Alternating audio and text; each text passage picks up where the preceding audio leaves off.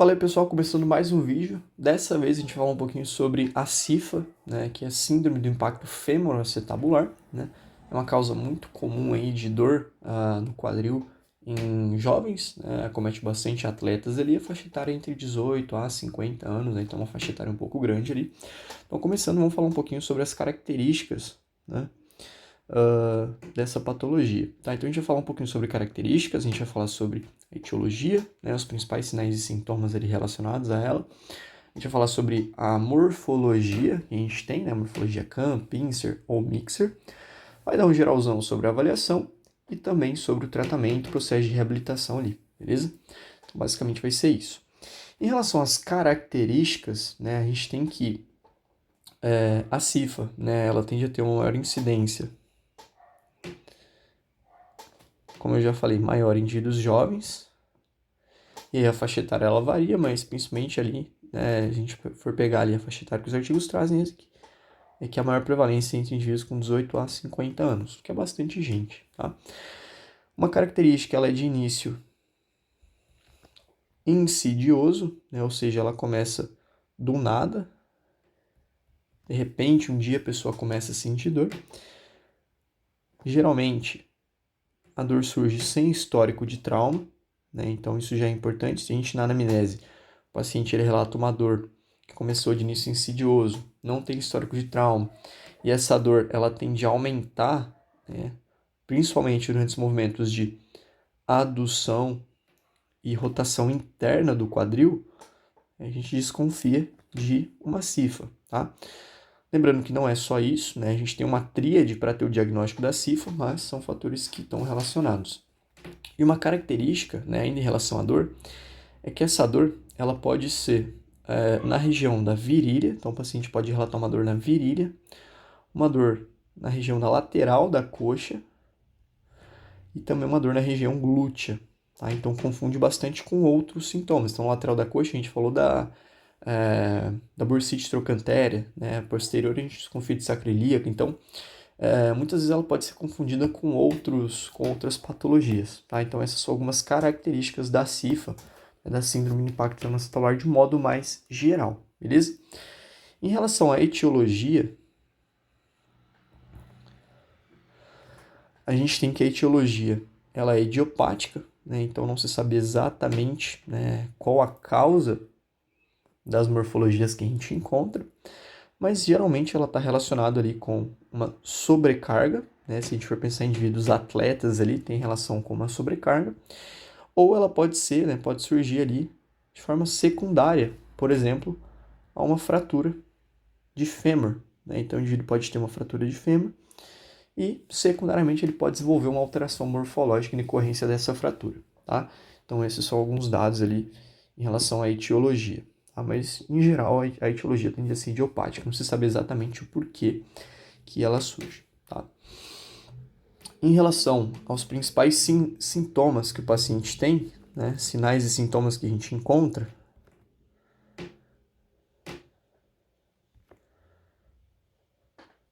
como a gente já falou ali, né, o paciente ele tende a ter dor durante o movimento de adução associado à rotação interna, né?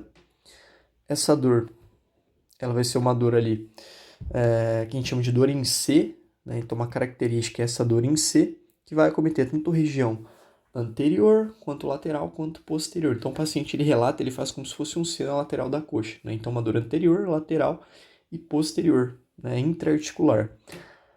Então o paciente ele também tende a ter um bloqueio articular, então uma limitação de amplitude de movimento, principalmente de rotação interna, tá? O paciente tem um bloqueio articular principalmente para rotação interna e rigidez desse quadril também, beleza? Então são alguns sinais e sintomas ali que a gente vê. Além disso, né, a gente tem ali outros sinais que a gente pode avaliar, a gente tem os testes que a gente vai falar, o teste de Fadir, né, fraqueza de músculos de quadril, né, alterações de marcha, compensações, então a gente também pode olhar coisas relacionadas a isso. Nem vou colocar aqui, só para a gente ter uma noção ali, tá? Em relação à morfologia, as alterações morfológicas que a gente encontra no raio-x, a gente tem três tipos. Vou fazer um esqueminha aqui.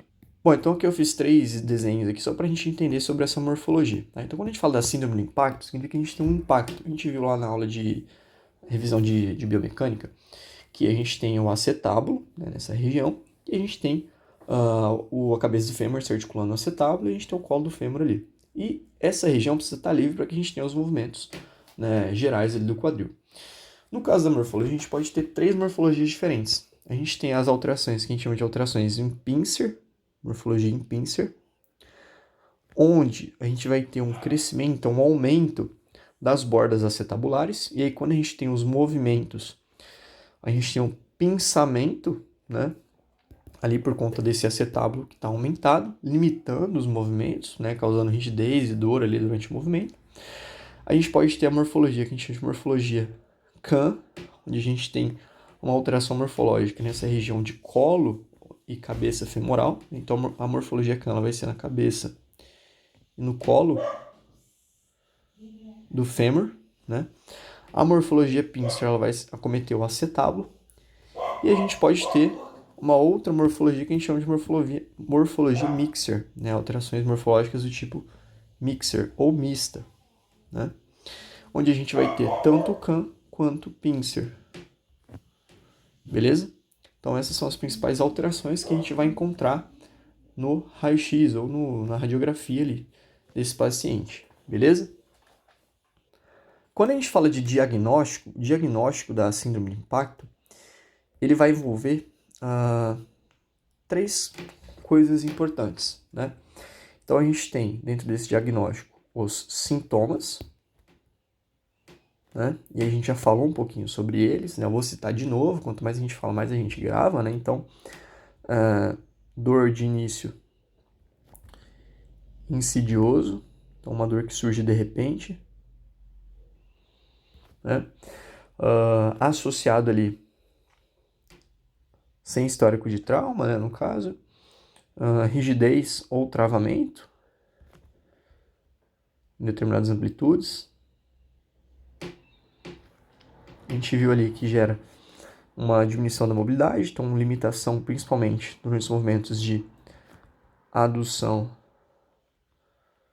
e rotação interna, ou dor durante esses movimentos. E aquela dor característica que é aquela dor em C, tá? Então esses são alguns sintomas. Quando a gente tem esses sintomas associados ali, por exemplo, a sinais clínicos que a gente vai ver durante os testes, tá? A gente vai falar mais desses testes depois, mas a gente tem um teste que é bem característico, que é o teste de Fadir, que é um teste que a gente vai fazer adução e flexão de quadril com adução e rotação interna, tá? E aí esse teste, quando ele dá negativo, ele é um teste de exclusão, e quando ele dá positivo, ele é sugestivo ali da CIFA, tá? Ele é um teste mais específico para excluir. Então, se esse teste é negativo, a gente exclui a CIFA. Se ele dá positivo, a gente faz exame de imagem, vê se tem sintoma, para ver se realmente tem um diagnóstico, né, da CIFA. Tá? Então, a gente está falando de uma tríade. Só colocar aqui, né?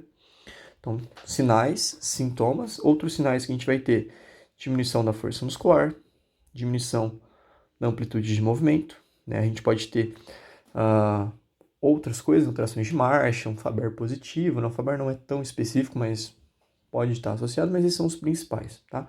O principal aqui, no caso, é o teste de Fadir. Associado, né? Então, tudo isso aqui, sinais e sintomas associados aos achados de imagem, né? Então, exames de imagem. Nesses exames de imagem, a gente precisa ter as alterações do tipo Kahn, tipo Pincer ou do tipo Mixer, beleza? Então isso está relacionado à tríade, né, diagnóstica ali da síndrome do impacto. Por que a gente precisa ter os 3 juntos, tá? Muitas vezes a gente pode até ter um achado no exame de imagem, né? Tem alguns estudos que a galera faz que eles pegam pessoas assintomáticas e fazem radiografia do quadril para ver se tem algum achado. E muitas pessoas elas têm achados em Kahn, em Pincer ou até mesmo Mixer sem ter nenhum sintoma, né? E até podem ter sinais ali, mas não tem sintomas. Então, a gente diagnostica, a gente diagnostica, né, faz o diagnóstico da CIFA, uma vez que a gente vai ter essa tríade completa. Então, o paciente ele tem sintomas relacionados à dor, rigidez e limitação de movimento, ele vai ter o teste de Fadir positivo e ele vai ter achado o exame de imagem. Então, a partir disso aqui, desses 3, a gente tem que o paciente ele vai ser diagnosticado com a síndrome do impacto fêmuro acetabular, tá? Com a CIFA. beleza? A gente já falou sobre diagnóstico, vamos falar um pouquinho só sobre avaliação, algumas coisas que a gente avalia de forma geral. Então, pelo diagnóstico, vocês já viram ali, né, algumas coisas ali de modo, né, mais geralzão, mas dentro da avaliação, a gente vai ter parte da anamnese, que a gente já falou, extremamente importante, né? Então, na anamnese, algumas coisas que me chamam a atenção para uma cifra, né? Então, de novo, eu vou ver se o paciente tem uma dor insidiosa, se o paciente relata na anamnese uma dor insidiosa, uma dor em C, né, que é uma dor na virilha, lateral e parte posterior, e sem histórico de trauma, né? Então, isso levanta uma bandeirinha que talvez possa ser, né, uma síndrome do impacto, beleza? A gente vê na anamnese. Claro que tem outras coisas, tem que descartar a bandeira vermelha e tal, tudo isso que a gente já sabe, tá? Dentro dessa anamnese também tem alguns questionários que a gente pode ver, né, para saber o quanto que essa dor, né, ou que essa alteração limita o paciente. E aí os mais usados são o questionário de Ragos lá, né, e o questionário EHOT 30, tá? Que são questionários ali muito utilizados para quadril, beleza? A gente tem também a questão do exame físico. E dentro desse exame físico vão entrar os testes de força muscular. Então, o paciente ele tende a ter diminuição da força muscular de alguns grupamentos, né? Os testes de amplitude de movimento. E aí a gente tende a ter principalmente diminuição da adução e da rotação interna. A rotação interna é o principal marcador ali, né, dessa limitação. A gente tem os testes de função. Então, quando a gente fala de teste de função, né, a gente vai pedir para o paciente, a gente pode realizar step down, a gente vê a questão de fraqueza muscular, né, desequilíbrios musculares, coisas nesse sentido, né? Testes de saltos, testes de equilíbrio e balanço, Y-teste, né? Agachamento profundo é um teste também bem utilizado, né? Então, em relação à funcionalidade, os pacientes sentem dor durante o agachamento profundo. Basicamente seria isso, né? A gente também pode fazer a palpação quadril, e a gente tem palpação tanto de estruturas ósseas quanto musculares, os músculos do quadril, né? Então, psoas, adutores, abdutores, glúteo máximo, tensor da face lata, enfim. E a gente tem os testes específicos, ou testes que a gente chama de testes diagnósticos. Tá? E aí, o que a gente tem de teste assim, mais específico tem dentro da literatura, principalmente relacionado à exclusão, é o teste de Fadir. Então, a gente viu que o teste de Fadir, se ele dá negativo, a gente já exclui, né, a cifra, então ele é um teste de exclusão. E se ele dá positivo, aí a gente associa ele com os sintomas dos achados de imagem para diagnosticar que o paciente ele tem a cifra. Tá? Outro teste que também é bem utilizado, né, é o teste de Faber. A gente viu que ele é como se fosse uma bússola, né? Ele não é um teste tão específico, mas ele também é utilizado. O teste de marcha em rotação interna, então se o paciente relata dor durante esse teste.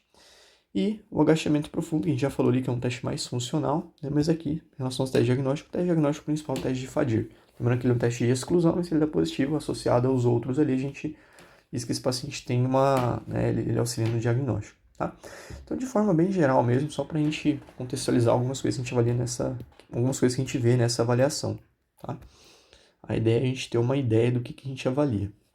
Mas tem várias outras coisas também.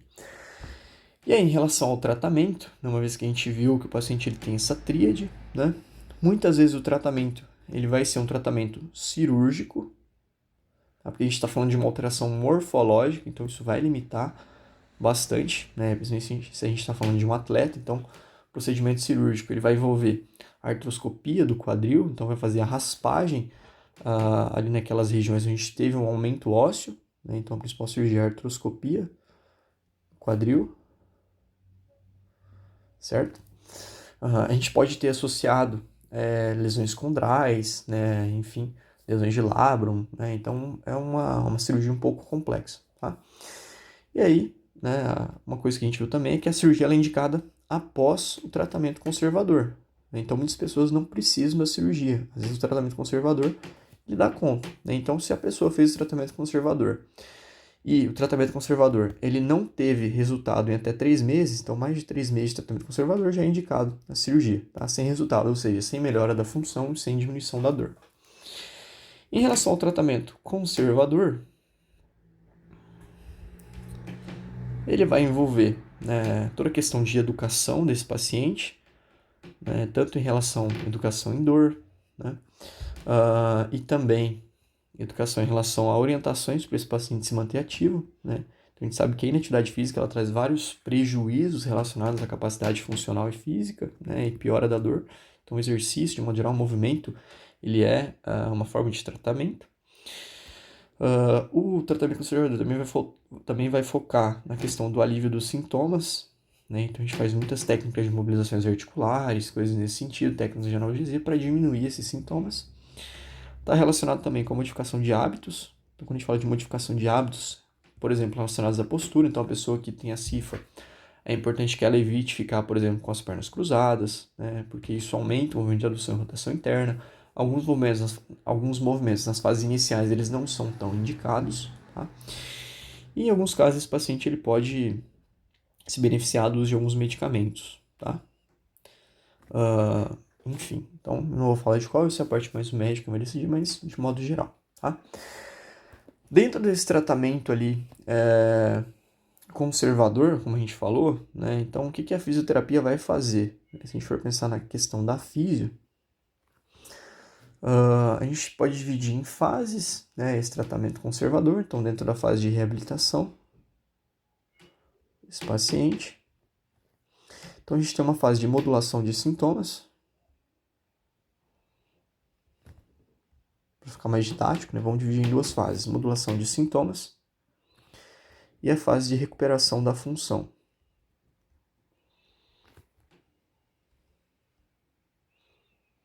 Então, a gente tem a fase de modulação de sintomas, que seria a fase inicial, recuperação da função, uma fase mais tardia, né, uma fase média para final ali. Então, nesse momento aqui, quando a gente fala de modulação de sintomas, no começo o paciente tende a ter muita dor e rigidez, né? Então, qual que vai ser o objetivo da fisioterapia aqui? A gente vai trabalhar com técnicas de realmente educação da dor, que a gente falou, né? Então, em relação ao movimento, o paciente se manter ativo, mas aqui o foco, né, ele é maior em terapias passivas. Então, a gente trabalha muito com terapia manual, né? Então, liberação miofascial, técnicas de relaxamento, né? A gente trabalha muito com mobilizações. O Mulligan tem várias técnicas interessantes para mobilização de quadril, né? Então é bem interessante. Técnicas de coaptação, né? Mobilização passiva, então técnicas que realmente auxiliam no alívio desses sintomas. A gente já começa a trabalhar com exercícios. Então a gente pode trabalhar com exercícios. Aqui o foco não é tanto fortalecimento já, né? Que são exercícios com menos carga, exercícios isométricos para a gente ativar aquelas vias endógenas relacionadas ao efeito analgésico, né? Então é bem interessante nessa fase. E orientações justamente relacionadas àquilo que a gente falou, que são aqueles hábitos, né, que não são tão interessantes. Então, algumas posturas, posicionamentos. Tá? Então, nessa fase inicial, a gente tem muita dor e rigidez, o foco aqui vão ser abordagens mais passivas. Então, a gente vai tentar controlar realmente esses sintomas do paciente, beleza?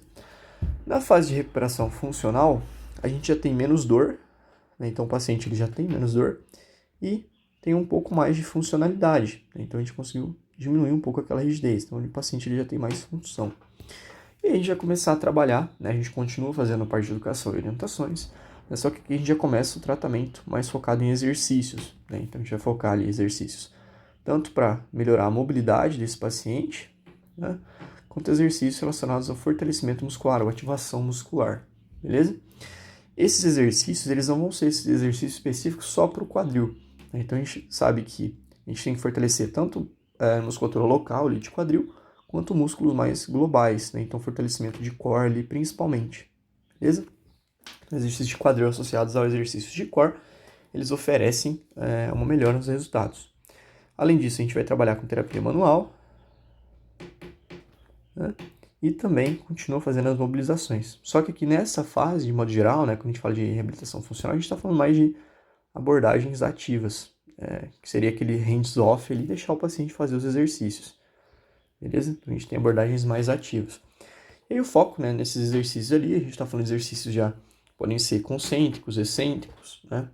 A gente vai começar a fazer progressão de carga, pode fazer gestos esportivos, se for um paciente atleta, algo nesse sentido, né? E se a gente está falando de um pós-operatório, basicamente vai ser a mesma coisa, tá? Aqui a gente está falando de modo bem geral, pós-operatório. Primeira fase, a gente vai fazer modulação de sintoma, melhorar a cicatriz, né? A gente tem a fase intermediária, a gente vai começar com exercício isométrico, né? Progressão de carga gradual, e aí nessa fase de recuperação funcional no final, a gente já começa a implementar essas técnicas, a gente tem mais gesto esportivo, né? Coisas nesse sentido. E como critérios de retorno ao esporte, se a gente estiver falando de um atleta, tá? Se a gente estiver falando de atleta, retorno ao esporte, a gente tem que esse paciente precisa ter uma dor menor do que 3 ou 4, menor do que 4/10, né, que é uma dor tolerável ali. Em relação à força muscular, a gente precisa ter força muscular de abdutores de quadril maior do que a força de adutores, né? E a gente precisa ter rotadores externos mais fortes do que os rotadores internos de quadril, tá? Além de uma alta pontuação ali, um valor alto naquele questionário do Ragos, né, que é o de funcionalidade ali, principalmente em AVDs, né? E a gente pode utilizar o hop test, pode utilizar testes funcionais, outras coisas, né? A gente usa na esportiva mesmo para critério de retorno ao esporte, tá? Então aqui é só para dar uma visão meio geral, né? Lembrando sobre a CIFA, então a gente falou um pouquinho sobre o tratamento, tá? Essas fases a gente pode usar tanto no conservador quanto no cirúrgico, vai mudar só algumas condutas, alguns cuidados que a gente tem que ter no pós-operatório, né? Mas basicamente é isso. Um geral de avaliação, o diagnóstico, que envolve uma tríade, as morfologias, CAN, que está relacionado ali com o aumento dessa região de colo e cabeça do fêmur, o pincer, o aumento do acetábulo e a mixer. E a gente falou de características, etiologia, né, os principais sinais e sintomas da síndrome do impacto femoroacetabular. Beleza? Então vou encerrar o vídeo por aqui e valeu, até o próximo vídeo.